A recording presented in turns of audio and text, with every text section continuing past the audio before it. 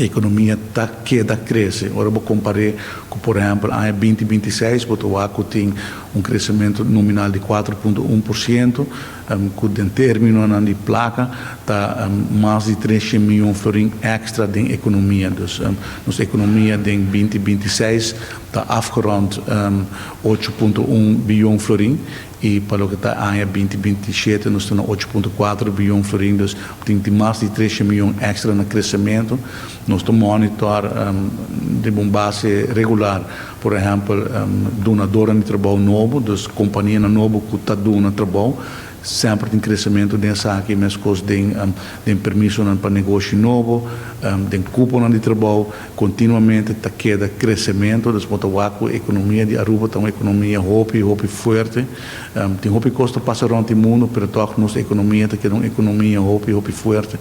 e ora vou analisar a cifranan de entrada no país Aruba, por exemplo, de imposto, por exemplo, de toeristenheffing, of de BBO, of de invoerrechten, botawaku, continuamente tem crescimento. Isso aí mostra como a economia realmente também está crescendo. Custa, como tu dizia, crescimento econômico, mostra cifra positivo, mas tudo está eigenlijk para a entrada, que está diretamente na economia. E isso aqui não tem crescimento contínuo,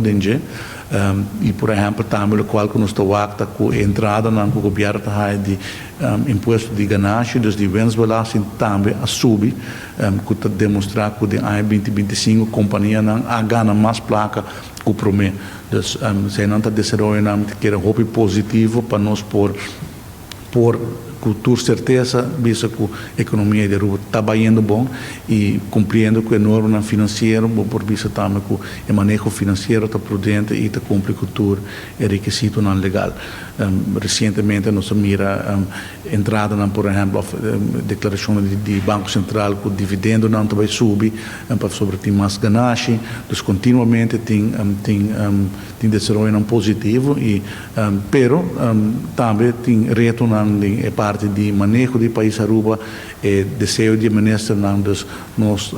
sempre nos procurar para ter suficiente fundo para por financiar o projeto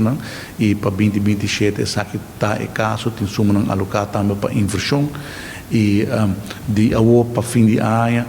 portem algum ajuste dependendo de que ainda ministro não desejar para agregar e manejo que não apresentar cabo para 2027.